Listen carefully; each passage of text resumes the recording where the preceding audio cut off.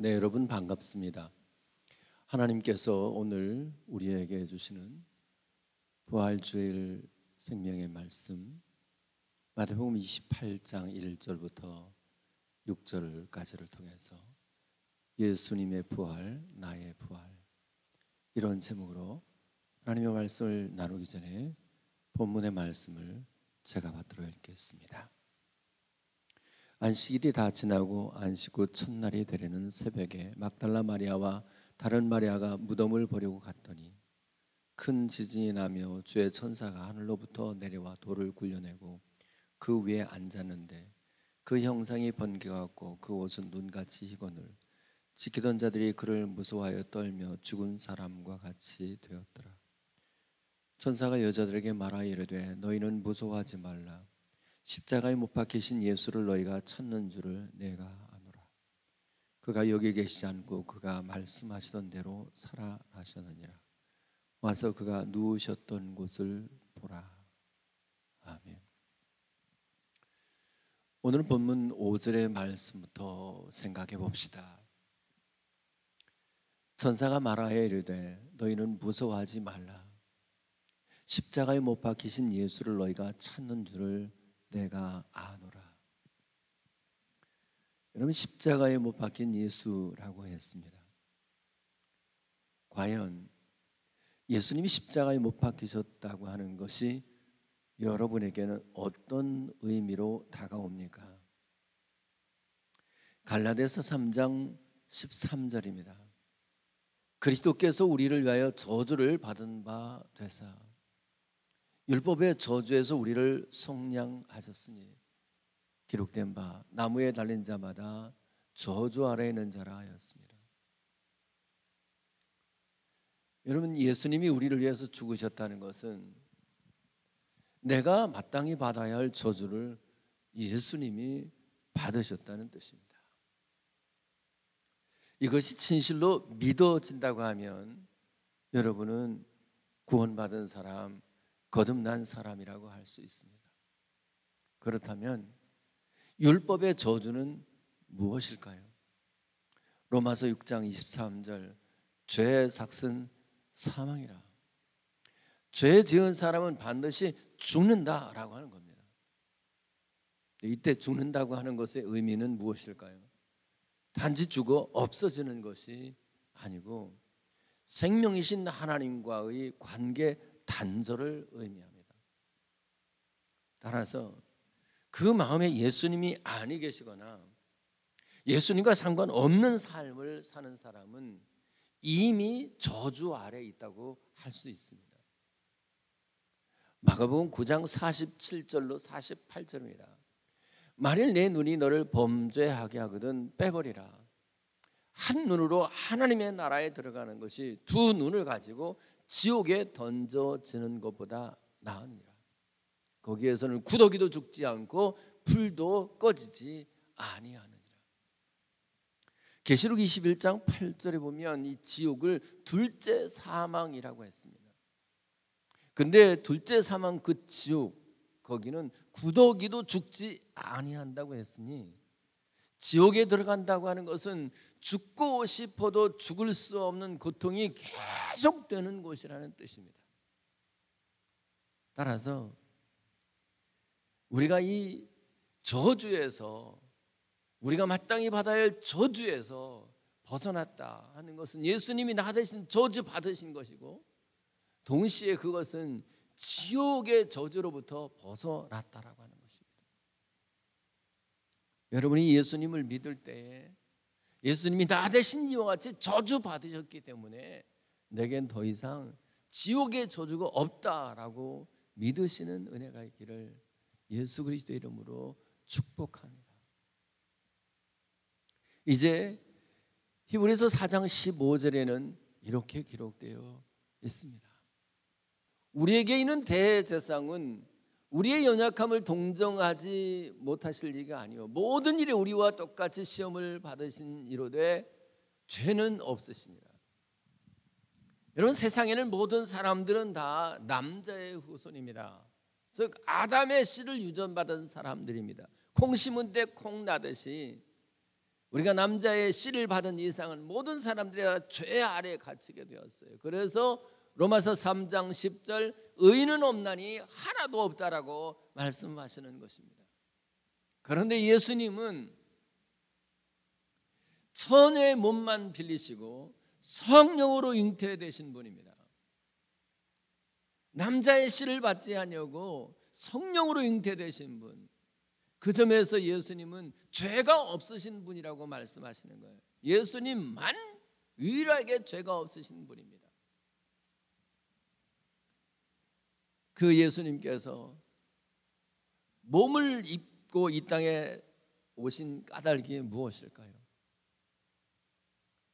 바로 피를 흘리기 위해서입니다. 히브리서 9장 22절에 후반절에 이렇게 되어 있습니다. 피 흘림이 없은즉 사함이 없느니라. 다시 레위기서 17장 11절 후반절에도 이렇게 되어 있습니다. 생명이 피에 있으므로 피가 죄를 속하느니라. 여러분, 짐승의 피가 사람의 죄를 깨끗하게 할 수 없습니다. 죄를 지은 어떤 사람의 피가 우리들의 죄를 깨끗하게 할 수 없습니다. 오직 죄 없으신 예수님의 피만이 우리의 죄를 깨끗하게 할 수 있습니다. 그래서 우리는 그렇게 찬송합니다. 나의 죄를 씻기는 예수의 피밖에 없다. 이것이 여러분들에게 꼭 믿어지시는 은혜가 있기를 축복합니다. 이제 오늘 본문 6절에는 이렇게 기록되어 있습니다. 그가 여기 계시지 아니하고 그가 말씀하시던 대로 살아나셨느니라. 와서 그가 누우셨던 곳을 보라. 여러분, 예수님이 다시 살아나셨다라고 하는 것이 무슨 의미일까요? 죄 삭은 사망이라 했으니 죄를 지은 사람은 그 사망에서 벗어날 수가 없습니다. 그런데 예수님이 살아나셨다고 하는 것은 예수님에게는 죄가 없으셨다는 뜻입니다. 비록 우리의 죄를 대신하여 죽으셨을지라도 본래 예수님에게는 죄가 없었기 때문에 사망에 매여 있을 필요가 없었어요. 그래서 예수님은 사망 권세를 깨트리고 살아나신 거예요. 예수님 살아나심의 의미가 뭐라고요? 예수님에게는 죄가 없기 때문에 그것이 가능했다. 이제 에베소서 1장 7절에 이렇게 기록되어 있습니다. 우리는 그리스도 안에서 그의 은혜의 풍성함을 따라 그의 피로 말미암아 속량 곧 죄 사함을 받았느니라. 여러분, 예수 그리스도를 진실로 믿어서 그리스도 안에 있다고 하면 그의 피로 말미암아 죄 사함을 받은 것이 확실합니다. 이것이 믿어진다고 하면 예수님이 죄가 없으셔서 부활하신 것처럼 우리도 그리스도 안에서 죄 사함을 얻었기 때문에 예수님의 부활이 나의 부활이 된다고 하는 것을 꼭 믿으시기를 바랍니다. 예수님의 부활이 나의 부활이고 예수님이 다시 살아난 것처럼 저와 여러분도 영과 혼이 지금 살아있음을 믿으시기를 예수님의 이름으로 축복합니다. 그렇다면 살아있는 사람의 증거가 무엇일까요? 이사야서 38장 19절입니다. 오직 사한 자고 사한 자는 오늘 내가 하는 것 같이 주께 감사하며 주의 신실을 아버지가 그의 자녀에게 알게 하리이다. 예수님의 부활이 나의 부활이어서 오늘 내가 그리스도 안에서 살아있는 사람이 분명하다면 우리는 주님의 신실을 우리의 자녀들에게 알게 해야 합니다. 아니, 우리의 자녀들이 우리 가운데서 하나님의 신실함이 있는지 없는지 우리가 말을 따로 하지 않아도 아이들은, 가까이 있는 아이들은 눈치채게 돼 있어요. 무엇보다도 우리가 하나님께 살아있다고 하면 그는 언제나 산자로서의 증거, 감사가 넘치는 삶을 살게 되어 있습니다. 그런데 왜 우리가 종종 원망하고 불평하게 되는 것일까요? 실은 우리가 부지중에 지은 죄에게 속고 있기 때문에 그렇습니다. 그럴 때 우리가 꼭 기억해야 할 말씀이 있습니다. 요한일서 1장 9절입니다. 만일 우리가 우리 죄를 자백하면 그는 미쁘시고 의로사 우리의 죄를 사하시며 우리를 모든 불의에서 깨끗하게 하실 것이요. 여러분, 우리가 부지중에 지은 죄가 있거든. 주님 앞에 숨김없이 아낌없이 다 주 앞에 자박하고 회개해 보십시오. 그러면 다시 우리 안에서 내 영이 살아있음이 회복되면서 내 살아있음이 확증되면서 다시 감사와 찬양이 넘치는 삶으로 새로워질 줄로 믿습니다. 갈라디아서 2장 20절의 말씀도 꼭 기억했으면 좋겠습니다. 내가 그리스도와 함께 십자가에 못 박혔나니 그런즉 이제는 내가 사는 것이 아니요 오직 내 안에 그리스도께서 사시는 것이다. 이제 내가 육체 가운데 사는 것은 나를 사랑하사 나를 위하여 자기 자신을 버리신 하나님의 아들을 믿는 믿음 안에서 사는 것이다. 여러분, 예수님의 부활이 나의 부활이고, 그래서 오늘 내가 그리스도 예수 안에서 살아있다라고 하는 사람들은 더 이상 나로 살지 않아요. 내 안에 계시는 예수님으로 살아가게 되어 있어요. 다시 말하면 내 안에 계시는 예수님으로 말미암아 생각하고, 내 안에 계시는 예수님으로 말미암아 말하고, 내 안에 계시는 예수님으로 말미암아 살아가겠다라고 하는 사람은 분명히 예수님 안에 살아있는 사람, 그 사람은 훗날에 예수님의 부활처럼 자기도 주님의 부활에 참여할 수 있게 된다고 하는 것을 기억하십시오. 나로 사는 것이 아니라 내 안에 계신 예수님으로 사는 것. 무엇보다도 내 옛사람이 예수와 함께 십자가에 못 박혔다고 하는 것을 잊지 않았으면 좋겠어요.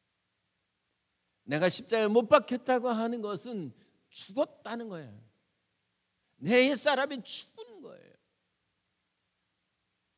고린도전서 15장 31절입니다. 형제들아, 내가 그리스도 예수 우리 주 안에서 가진 바 너에 대한 나의 사랑을 두고 단언하노니 나는 날마다 죽노라. 로마서 6장 11절에 이렇게 기록되어 있습니다.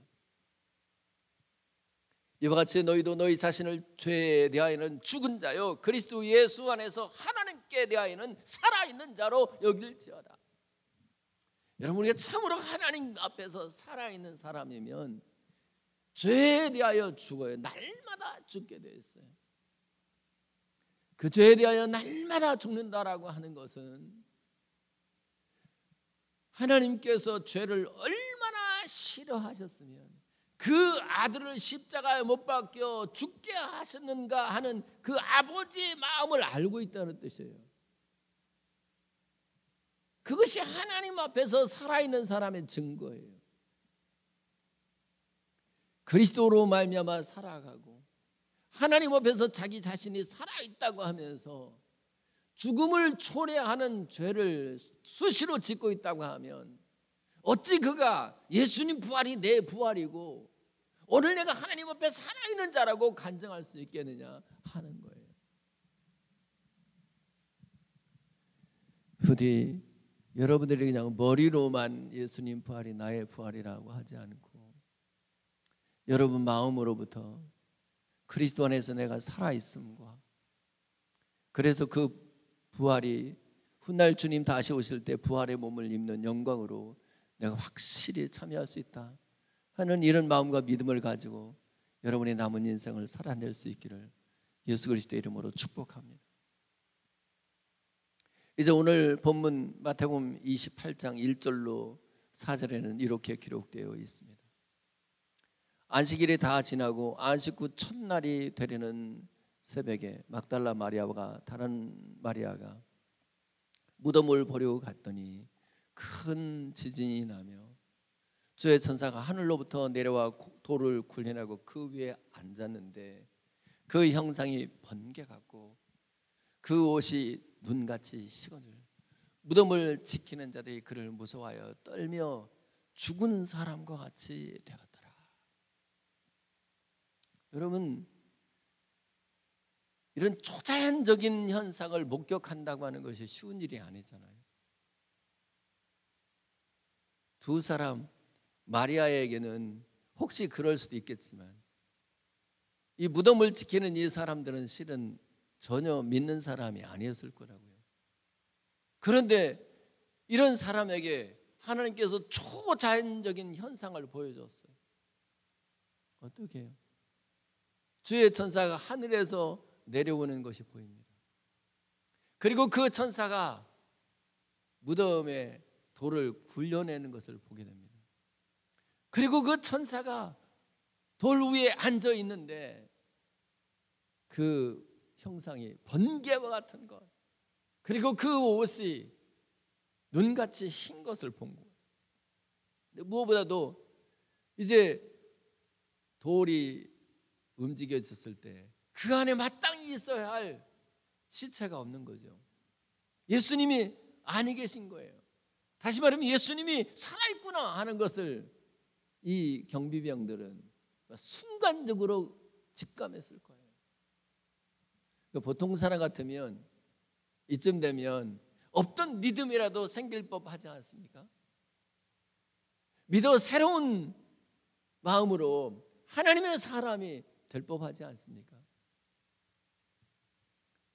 이제 우리가 미처 읽지 못한 마태복음 28장 11절로 15절에는 이렇게 기록되어 있습니다. 여자들이 갈 때에 경비병 중 몇이 성에 들어가 모든 된 일을 대제사장들에게 알리니 그들이 장로들과 함께 모여 의논하고 군인들에게 돈을 많이 주며 이르되 너희는 말하기를 그의 제자가 밤에 와서 우리가 자는 동안에 그를 도둑질하여 갔다 하라. 만일 이 말이 총독에게 들리면 우리가 구원하여 너희로 근심하지 않게 하리라 하니 군인들이 돈을 받고 가르친 대로 하였으니 이 말이 오늘날까지 유대인 가운데 두루 퍼지니라. 여러분, 그 된 일을 제사장에게 다 알렸다, 보고했다고 했어요. 그 된 일 중에 하나 자기의 느낌을 얘기했을 거라고요. 분명히 예수님이 부활하신 것 같아요. 예수님이 살아나신 것 같아요. 그런데 그 후에 이 대제사장과 장로들이 모여서 돈을 많이 주기로 하니까 그 돈을 받고 그 부활의 영광스러운 모습을 분명히 경험했음에도 돈 얼마에 그 영적인 체험을 일순간에 다 버리고 말아요. 돈 앞에 장사가 없는 건가요? 돈의 힘이 이렇게 강력합니까? 민수기 22장 12절에 이렇게 기록되어 있습니다. 하나님이 발람에게 이르시되 너는 그들과 함께 가지도 말고 그 백성을 저주하지도 말라. 그들은 복을 받은 자들이니라. 하나님이 발람이라고 하는 선지자에게 직접 말씀하셨어요. 하나님의 말씀을 들을 수 있는 귀를 열어주신 것이죠. 이번에는 민수기 22장 31절입니다. 그때 여호와께서 발람의 눈을 밝히시매 여호와의 사자가 그 손에 칼을 빼들고 길에 선 것을 그가 보고 머리를 숙이고 엎드리니. 자, 이번에는 하나님께서 이 발람의 눈까지 밝혀줬어요. 그래서 천사의 모습을 직접 보게 했어요. 놀라운 영적 체험이 아닐 수 없습니다. 그런데 민수기 25장 1절로 2절에 이렇게 기록되어 있습니다. 이스라엘이 시딤에 머물러 있더니 그 백성이 모압 여자들과 음행하기를 시작하니라. 그 여자들이 자기 신들에게 제사할 때 이스라엘 백성들을 청하며 백성이 먹고 그들의 신들에게 절함으로. 이스라엘 백성들이 모압 여자들과 행음해요. 그리고 그들이 주는 우상의 제물을 먹어요. 이 일이 발람이라고 하는 선지자로부터 비롯되었다는 사실이에요. 계시록 2장 14절입니다. 그러나 내게 두어 가지 책망할 것이 있나니 거기 내게 발람의 교훈을 지키는 자들이 있도다. 발람이 발락을 가르쳐 이스라엘 자손 앞에 걸림돌을 놓아 우상의 제물을 먹게 하였고 또 행음하게 하였느니라. 그러니까 이스라엘 백성들이 이 행음하고 우상의 제물을 먹게 된 것이 이 발람의 계책, 발람의 술수였다는 것이에요. 왜 이런 일을 벌였을까? 베드로후서 2장 15절입니다. 그들이 바른 길을 떠나 미혹되어 부올의 아들 발람의 길을 따르는도다. 그는 불의의 삭슬을 사랑하다가 이 발람을 두고 불의의 삭슬을 사랑한 사람이었다고 했어요. 돈 얼마 때문에 하나님이 직접 말씀하셨던, 하나님이 귀를 열어주셨던 그 영적 체험을 한순간에 버려버려요. 하나님이 직접 눈을 열어서 천사를 보게 했음에도 불구하고 그 놀라운 영적 체험을 다 뒤로 하고 돈 얼마를 받고 이스라엘 백성들을 저주하도록 했으니 그것이 이스라엘 백성들이 모압 여자들과 함께 행음하게 하는 것이었고, 그리고 우상을 숭배하는, 우상의 제물을 먹게 하는 것이었습니다. 여러분, 돈이 이렇게 강력한 것입니까? 디모데전서 6장 10절에 이렇게 기록되어 있습니다. 돈을 사랑하며 일만하게 뿌리가 되나니 이것을 탐내는 자는 미혹을 받아 믿음에서 떠나 많은 근심으로서 자기를 찔렀도다. 여러분 만약에 주님보다 돈을 더 사랑하고 있다면 그 사람은 얼마나 많이 영적 체험을 했던, 얼마나 많이 성경의 지식을 갖고 있던, 몇십 년 동안 신앙생활을 했던 그는 믿음에서 떠나게 되어 있어요. 많은 근심으로 자기가 자기를 찌르게 되어 있어요. 한번 생각해 보십시오. 가룟 유다는 예수님과 함께 3년 동안 동고동락하면서 예수님의 그 생명의 말씀을 들어왔었어요. 믿음은 들음에서 나는 거 아니에요? 웬만하면 그 예수님의 말씀을 듣고 믿음이 생길 법하지 않아요? 그런데 그는 그 예수님의 말씀을 듣고도 마음속에 믿음이 생기지를 않아요. 이유가 뭘까요? 그는 애초부터 도둑이었어요. 하나님의 것을 도둑질하는 사람이었어요. 예수님이 죽은 나사로를 두고 그를 살리기 전에 이렇게 말씀하시죠. 요한복음 11장 25절입니다. 나는 부활이요 생명이니 나를 믿는 자는 죽어도 살겠고 무릇 살아서 나를 믿는 자는 영원히 죽지 않으니 네가 이것을 믿느냐. 그렇게 말씀하시고 실제로 예수님께서 죽은 나사로를 살려내셨다고요. 말 그대로 부활시킨 거예요. 그런 부활의 메시지, 나는 부활이다, 나를 믿는 자는 죽어도 다시 산다 라고 하는 말씀만 아니라 실제로 죽은 나사로가 살아나는 것을 보았다고요. 그런데도 가룟 유다는 그 부활의 신앙을 목격하고도, 그 부활의 현장을 목격하고도 돈이 그 마음속에 왕노릇하고 있더니, 돈에 그 마음 믿음을 빼앗기더니 영원히 멸망하는 사람이 되고 말지 않았어요? 여러분, 이 부활신앙이라고 하는 것은 보이는 것이 아니고 보이지 않는 것을 바라는 거예요. 성경은 우리에게 이렇게 말해요. 고린도서 15장 19절. 만일 그리스도 안에서 우리가 바라는 것이 다만 이 세상의 삶뿐이면 모든 사람 가운데 우리가 더욱 불쌍한 자이리라. 부활신앙의 본질은 눈에 보이는 것을 따라가는 것이 아니에요. 근데 돈은 눈에 보이는 부귀, 눈에 보이는 영광을 따라가려고 하는 거예요. 정말 여러분들의 이 부활신앙을 지켜가는 데서 가장 독소가 뭐냐 그러면 돈을 사랑하는 마음이에요. 저는 부디 이 마지막 때 부활신앙을 지켜나가면서 여러분들에게 이 돈이라고 하는 것이 걸림돌이 되지 아니하고 오히려 그것이 디딤돌이 되어서 돈 때문에 더 주님께 가까이 나가시는, 우리 하나님께 내 시간과 마음과 물질까지 오히려 주님께 드림으로써 더 멋진 부활의 신앙인으로 우리 하나님 앞에 설 수 있기를 예수 그리스도 이름으로 축복합니다. 기도합시다.